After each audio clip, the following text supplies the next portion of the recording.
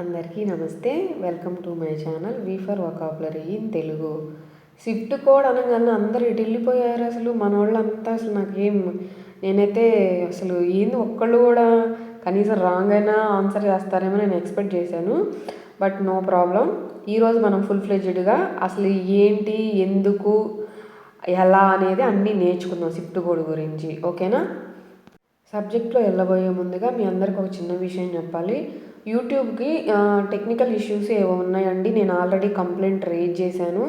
నేను పర్సనల్గా అబ్జర్వ్ చేసింది ఏంటంటే, మన వీడియో ఈరోజు పెడితే 2 days తర్వాత నోటిఫికేషన్స్ వెళ్తున్నాయి. ఇంకోటి చాలా స్లోగా సజెషన్స్ కూడా చాలా స్లోగా వెళ్తున్నాయి. సో అది నేను పర్సనల్గా అబ్జర్వ్ చేశాను. నేను ఆల్రెడీ కంప్లైంట్ పెట్టాను.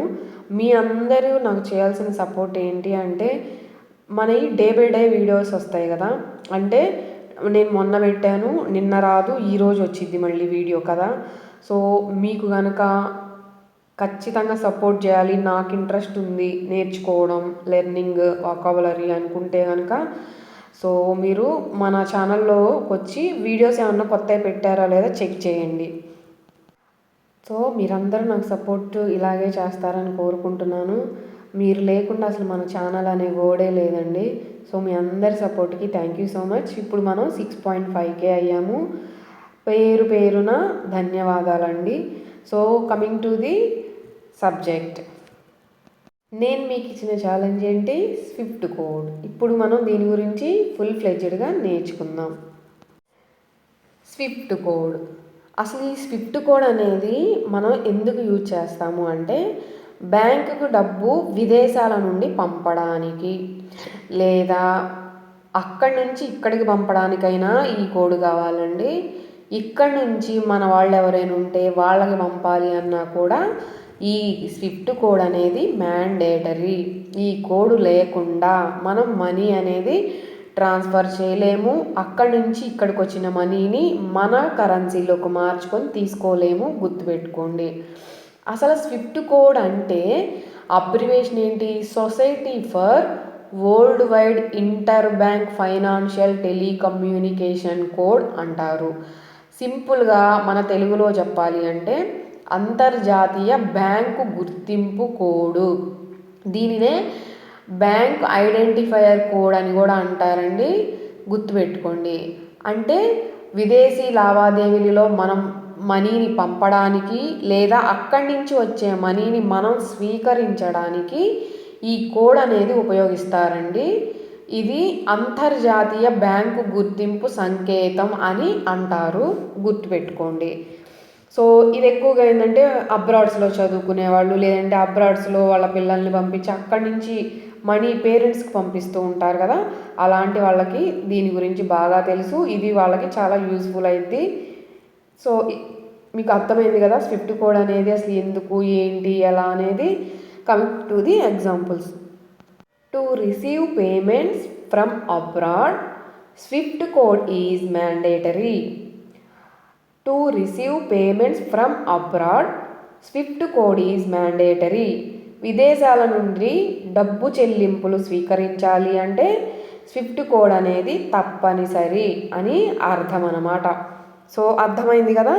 ఇంకొక ఎగ్జాంపుల్ చూద్దాం. Each bank branch has a unique Swift code.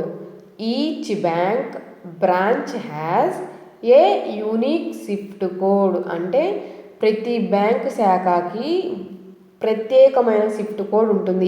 ఏ బ్యాంకుకి ఆ బ్యాంకే స్విఫ్ట్ కోడ్ అనేది చేంజ్ అవుతుంటుంది. అన్ని బ్యాంకులకి కలిపి స్విఫ్ట్ కోడ్ అనేది ఉండదండి. ఇది చాలా ఇంపార్టెంట్ పాయింట్, గుర్తుపెట్టుకోండి. సో దీని గురించి మీకు ఏమైనా డౌట్స్ ఉంటే కమెంట్ సెక్షన్లో అడగచ్చు. సో అర్థమైందనే అనుకుంటున్నాను. Coming to the today's interesting topic. ఈరోజు మనం నేర్చుకోబోయే ఇంట్రెస్టింగ్ టాపిక్ వచ్చేసరికి అడ్వాన్స్డ్ వొకాబులరీలోనే మనం రోజు తెలుగులో మాట్లాడుతున్న పదాలని ఇంగ్లీష్లో ఎలా చెప్పాలి అనేది కొన్ని పదాలు మనం నేర్చుకుందామండి. Coming to the today's topic. First word వచ్చేసరికి బ్యారియర్స్. ఎలా పలకాలి? బ్యారియర్స్ అని పలకాలి. సో బ్యారియర్స్ అంటే అడ్డంకులు, ఆటంకాలు, ఇంకా వివరంగా చెప్పాలి అంటే అవరోధాలు అని అర్థమండి. గుర్తుపెట్టుకోండి. తెలుగులో ఎలా పలకాలి అనేది ఆ వర్డ్ కిందే ఇచ్చాను, చూడండి. మీకు నోరు తిరగకపోతే 2-3 సార్లు ప్రాక్టీస్ చేయండి. ఖచ్చితంగా మీకు ఎలాంటి పదమైనా నోరు తిరిగిద్ది. సో ఈ పాయింట్ గుర్తుపెట్టుకోండి. బ్యారియర్స్ అనేది నౌన్ అండి. సో దీన్ని మనం జనరల్గా ఏం చెప్తూ ఉంటాం? Fencing, railing, barricade, hurdles, road block అని వాడాల్సిన సందర్భంలో అడ్వాన్స్డ్ లెవెల్లో మనం బ్యారియర్స్ అని వాడతామండి. సో అడ్వాన్స్డ్ లెవెల్లో ఈ వర్డ్ కూడా ఉంది అని గుర్తుపెట్టుకోండి.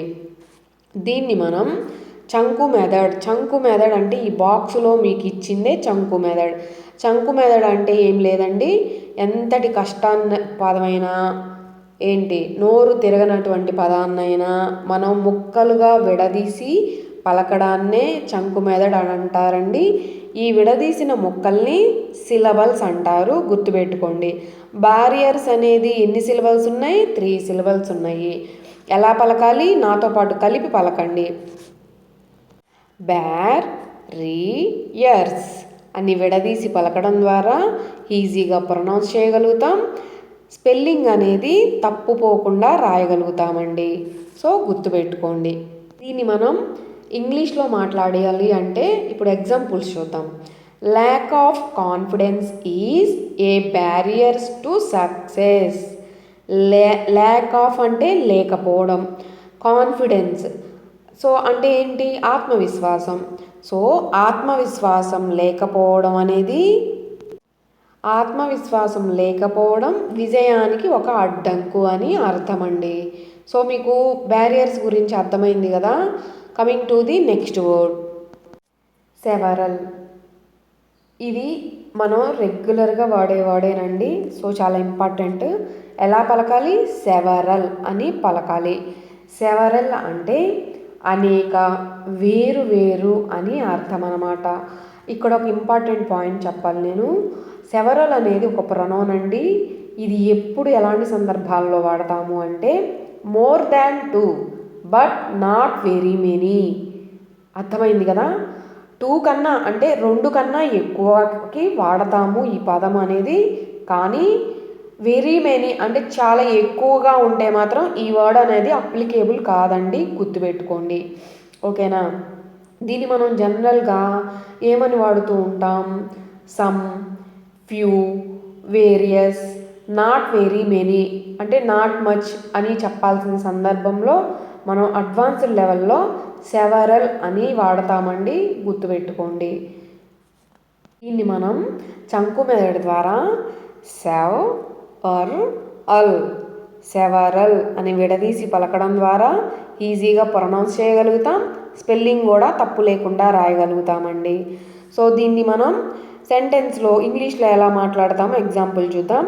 There are several reasons for his success. There are several reasons for his success. అతని విజయానికి అనేక కారణాలు ఉన్నాయి అని అర్థమండి. Coming to the next word. So several గురించి మీకు అర్థమైంది కదా. Coming to the next word, intensity. Intensity అంటే తీవ్రత, బలము లేదా గాఢత అని అర్థమండి. సో ఇంటెన్సిటీ అనేది నౌను, గుర్తుపెట్టుకోండి. జనరల్గా మనం దీని ప్లేస్లో కామన్గా ఏం వాడుతూ ఉంటాం? Strength, power, force, severity, violence అని వాడాల్సిన సందర్భంలో అడ్వాన్స్డ్ లెవెల్లో మనం ఇంటెన్సిటీ అని వాడచ్చండి, గుర్తుపెట్టుకోండి. దీన్ని మనం ఇంగ్లీష్లో ఎలా వాడచ్చు, ఇంగ్లీష్లో ఈ పదం వాడి ఎలా ఇంగ్లీష్లో మాట్లాడచ్చు అనేది ఇప్పుడు చూద్దాం. The intensity of his pain made him cry. The intensity of his pain, అతనికి ఉన్న నొప్పి తీవ్రత వల్ల అతను ఏడ్చాడు. ఓకేనా. అంటే అతనికి ఉన్న నొప్పి తీవ్రత అతన్ని ఏడిపించింది. Made him cry. అర్థమైందా. సో దాని అర్థం సో ఇంటెన్సిటీ గురించి మీకు క్లియర్ అనుకుంటున్నాను. ఏమైనా డౌట్స్ ఉంటే కామెంట్ సెక్షన్లో అడగండి. నేను ఈరోజు కొంచెం ఎక్కువ ఎగ్జాంపుల్స్ చెప్పట్లేదు, ఎందుకంటే ఇప్పటికే వీడియో లెంత్ చాలా ఎక్కువైంది మనం స్టార్టింగ్లో కొంచెం అప్డేట్స్ వల్ల.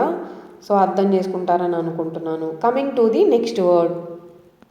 నెక్స్ట్ వర్డ్ వచ్చేసరికి అబిలిటీ. ఏంటి? అబిలిటీ అని పలకాలి. మనం జనరల్గా దీని ప్రొనౌన్సేషన్ ఎబిలిటీ అని చేస్తూ ఉంటాం. కరెక్షన్ చేసుకోవాలండి. అబిలిటీ. అబిలిటీ అంటే సామర్థ్యము, చేయగల శక్తి, సత్తా అంటూ ఉంటారు కదా, అదే అండి దాని అర్థం. అబిలిటీ అని అర్థం. సో దీన్ని మనం జనరల్గా capacity, capability, potential, power, talent, skill అని వాడుతూ ఉన్న సందర్భంలో మనం అడ్వాన్స్డ్ లెవెల్లో ఇంకేదైనా డిఫరెంట్గా చెప్పాలి అంటే అబిలిటీ అని చెప్పచ్చండి. సో గుర్తుపెట్టుకోండి. దీన్ని మనం చంకు మెదడు ద్వారా ఆ బిల్ ఈ టీ అబిలిటీ అని విడదీసి పలకడం ద్వారా ఈజీగా ప్రొనౌన్స్ చేయగలుగుతాం. స్పెల్లింగ్ కూడా తప్పుపోకుండా రాయగలుగుతామండి. దీన్ని మనం ఇంగ్లీష్లో ఎలా మాట్లాడచ్చు? She has great singing abilities. She has అంటే కలిగి ఉండడం. She has great singing abilities అంటే ఆమెకు అద్భుతమైన పాట పాడే సామర్థ్యాలు ఉన్నాయి అని అర్థం అన్నమాట. సో అర్థమైంది కదా. మనం ఏదైనా సరే సామర్థ్యం గురించి, వాళ్ళ యొక్క టాలెంట్ గురించి మాట్లాడాల్సిన సందర్భంలో మనం అడ్వాన్స్డ్ లెవెల్లో వాడతామండి, గుర్తుపెట్టుకోండి. సో నేను ఈరోజు మీకు ఇవ్వబోయే ఛాలెంజ్ వచ్చేసరికి బ్రీచ్. బ్రీచ్ అంటే అర్థం ఏమిటి అనేది కనీసం నేను 10 కామెంట్స్ అయినా ఎక్స్పెక్ట్ చేస్తున్నాను. తప్పైనా పర్వాలేదు, ఎవరెవరు కరెక్ట్గా చెప్పారనేది రేపటి వీడియోలో నేను చెప్తాను. మీ అందరి సపోర్ట్కి నేను చాలా రుణపడి ఉన్నానండి. నేను ఆల్రెడీ చెప్పాను, మీరంటూ లేకపోతే అసలు మన ఛానల్ అనేది లేదు. మీరు ఇంకా మంచి సపోర్ట్ ఇస్తారు. ఇలాగే ఇంకా నేను మంచి మంచి వీడియోస్తో మీ ముందుకు రావాలి అని మనస్ఫూర్తిగా కోరుకుంటున్నాను. మీకు ఈ వీడియో నచ్చిందనే అనుకుంటున్నాను, యూస్ఫుల్ అనే అనుకుంటున్నాను. మీకు నచ్చినట్లయితే లైక్ చేయండి, ఎవరికైనా యూస్ఫుల్ ఉందంటే షేర్ చేయండి. మీకు నచ్చితే సబ్స్క్రైబ్ చేసుకోండి. Thank you so much.